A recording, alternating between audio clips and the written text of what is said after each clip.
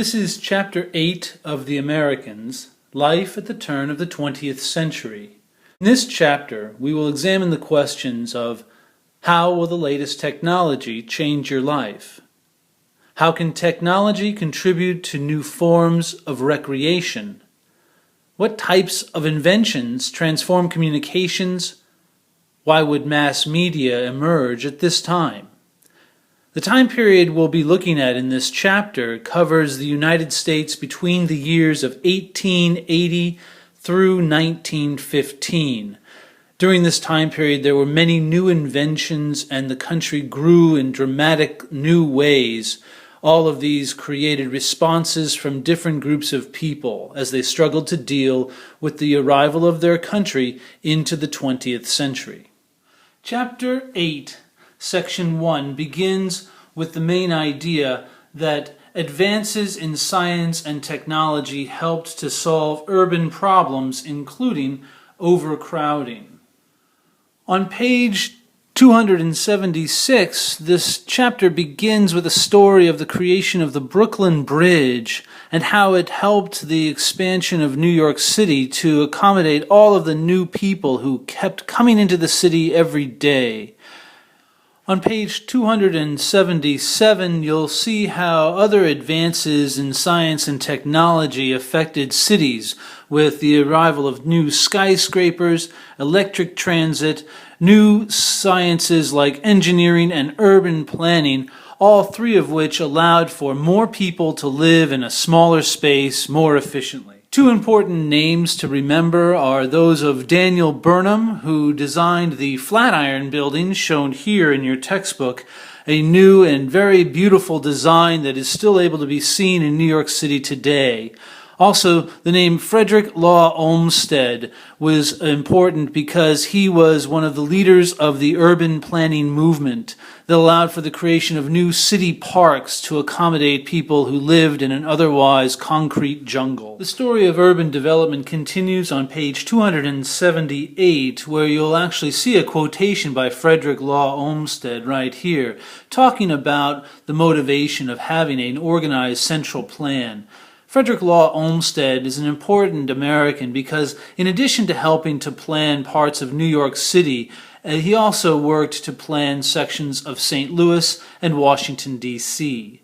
The story of the Chicago plan is detailed in this section here, and that was done by Daniel Burnham, who helped to organize the city as it hosted the famous 1893 World's Columbian Exposition.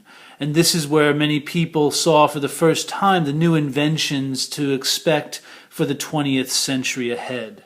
New technologies are detailed on page 279. After new skyscrapers and engineering and urban planning, new technologies included advancements in printing as well as the arrival of airplanes. The revolution in printing was made possible for two reasons. First, literacy rates had increased nearly 90% in the previous decade. This is primarily due to the expansion of public education.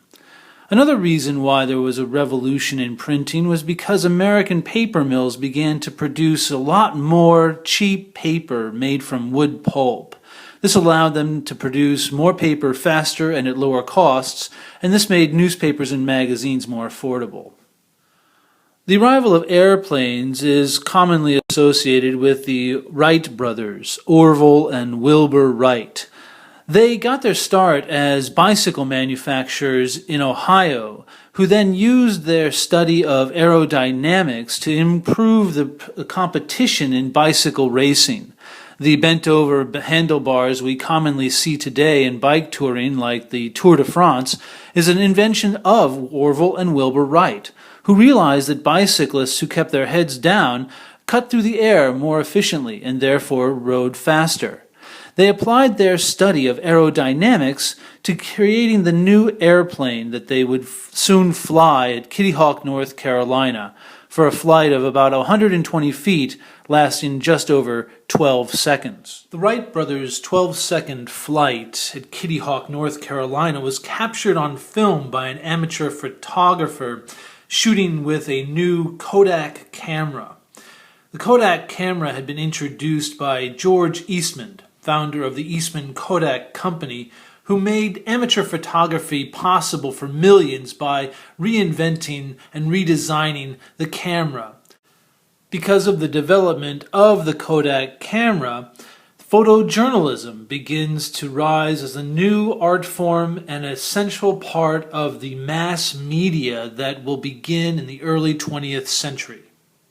At the bottom of page 281, you'll find the terms for Chapter 8.1. Please continue to make vocabulary flashcards to help you study. Chapter 8, Section 2, Expanding Public Education. The main idea of this section is that reforms in public education led to a rise in national literacy and the promotion of public education. On this page, you'll read about reformers in public education who saw a new role for this public institution. The new role was political, social, and economic in its focus. The political focus of public education is to create better citizens.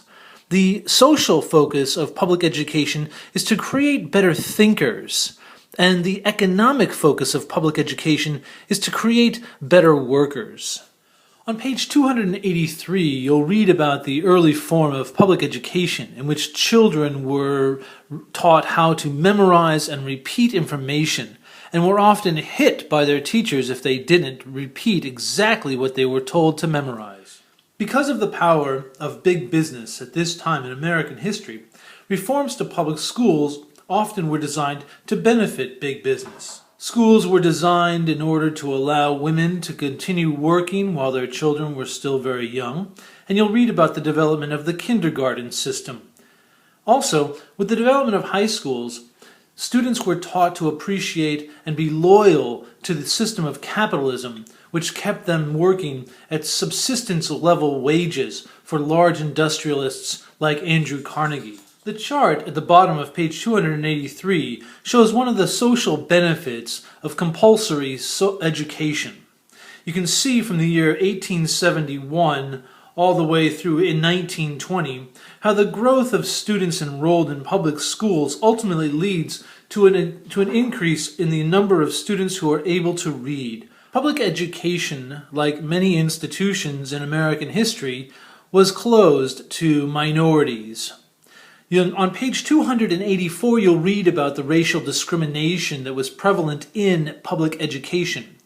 African Americans were mostly excluded from public secondary education. Most students went to private schools. Only about 3% of African Americans attended high school. Immigrants, however, were a different story. Immigrant education in the United States focused upon the Americanization movement, trying to teach immigrants how to love and to obey the rules of the United States and to leave behind their traditional ways of life and their traditional languages. In many ways, this propaganda was a brainwashing of the American immigrant, as industrialists like Henry Ford used public education to teach immigrants not to participate in labor unions and to never question the judgment of management. Higher education also benefited from government intervention and reform.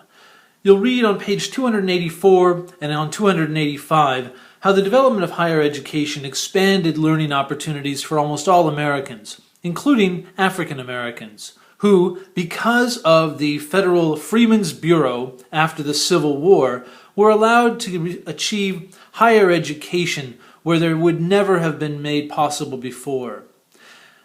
Two prominent groups emerge in higher education among African Americans.